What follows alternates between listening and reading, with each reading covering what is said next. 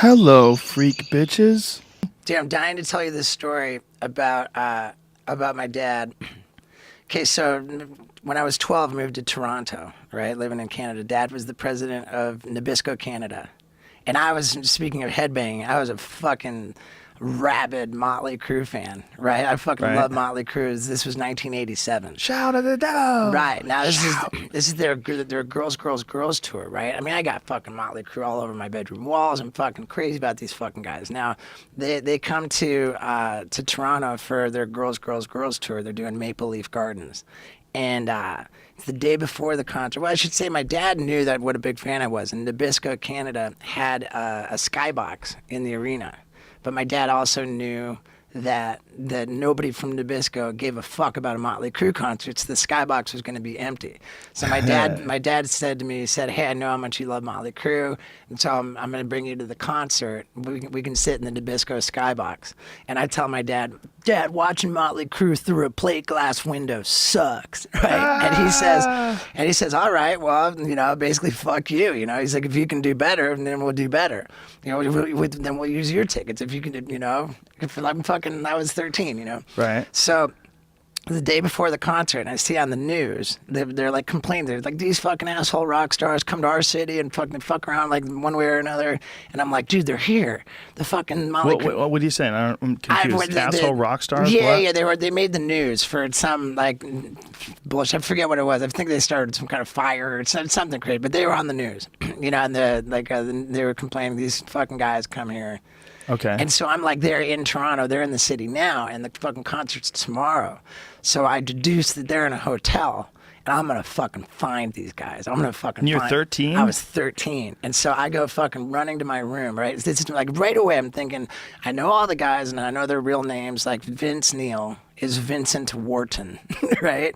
Like I know all their names, and I'm like, they're not gonna fucking check into the hotel as like Frank Carlton Ferrano, right? Right. That's Nikki Sixx. They're not gonna use their real names, and I was like, they're gonna check into the hotel under the name of their manager.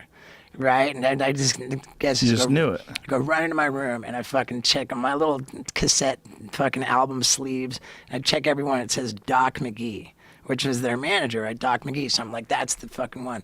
I go run into the phone book and I fucking open it up to hotel, like the Yellow Pages, and I just straight start calling every fucking hotel in the Yellow Pages. And when the hotel answers, I'm like, will you please put me through to Mr. Doc McGee's room? Right? And the fucking show was like a Sunday, and so it's a Saturday, right? My dad's like watching college football, right? I'm sitting there on the phone calling every fucking hotel in Toronto, just going down the list. Not even calling the ones with the ads, like literally just sticking to the list so I don't miss one.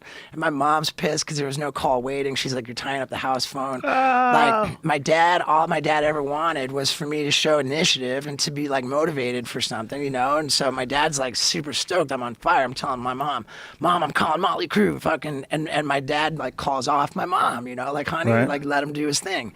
And I fucking sat there for probably 2 or 3 hours just calling hotels. And they put me through to this room. There was one like false alarm, But then the second McGee's room that I got through to, the guy picks up the phone and I say, hello, is that Doc McGee? And he says, no, this is Doc's brother, Scott. And I'm like, as in Mötley Crüe?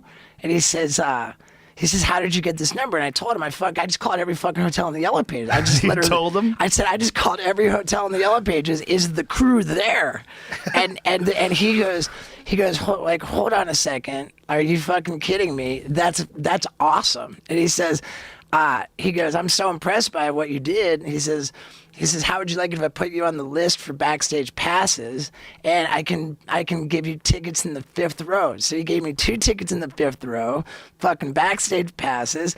I went fucking chauffeur. My dad's a chauffeur to the fucking Maple Leaf Gardens.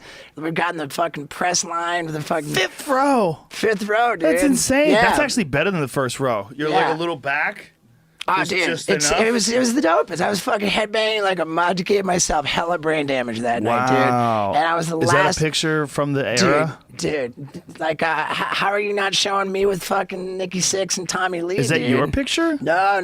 But Is there a dude, picture- just Google Steve-O and Mötley Crüe, man. When Like, you were 13, I was photos? I was fucking 13. We went up to the skybox and I put my ghetto blaster Fucking, I put my ghetto blaster next to the little speaker deal. Yeah, there's me and Tommy Lee. That's hilarious. Yeah, and then and see, Wow, how old is Tommy Lee? There's like That's crazy. me and Nikki Sixx right there. You were like a baby. I was a fucking baby, dude. That is so weird. Yeah, and you know, I'm standing next to these guys, and I'm like, I don't have fucking, you know, like shit to talk to them about. But the fact that I was standing next to those guys, and I was like, you know what? I'm here backstage with my fucking heroes, and it's because I fucking decided so, you know? Wow. Like, there's something about that that gave me this mentality. And then you see, look, top left right there. Check it out, fucking all these years later, and fucking when they announced that they were back together and going on their Carnival of Sins tour, Tommy Lee asked me to do something fucked up and introduce them, dude. How full circle. Wow. Yeah, dude. That's crazy. Dude, it was the dopest, man. Who's the dude on the far right? That's Mick Mars. With the hat? Yeah, he's got like a looks like- degenerative bone disease. What's going on with him? Yeah, like I forget what it's called, but yeah, he's like they gotta like have him come out when the lights aren't on. Oh, no. Like you know, or I don't know, maybe he's doing better. I don't He know. limps? Yeah, he's in rough shape. But, Poor guy. but yeah, dude, I love that story, man. Wow. And my dad, you know, it was like kind of how my dad is. That's awesome, man. Yeah, dude. That's a great story. Well, thank you, man. It really made me into a monster in some regard because, like, I think that at that young age, it's like, you know, I really can fucking, you know, if you just, and I've always said, like, doesn't matter what people want. It just matters how bad they really fucking want it. I mean, of course, like It definitely matters what they want. You want to play basketball against, like, well, of course, within some kind LeBron of James. within some Dude, kind but of I reason. want it. Right, of course, Yeah. within some fucking parameters of reality. Right.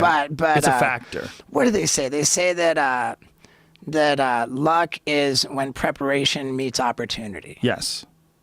which is dope. I love That's that. true. I love that fucking Yeah. saying.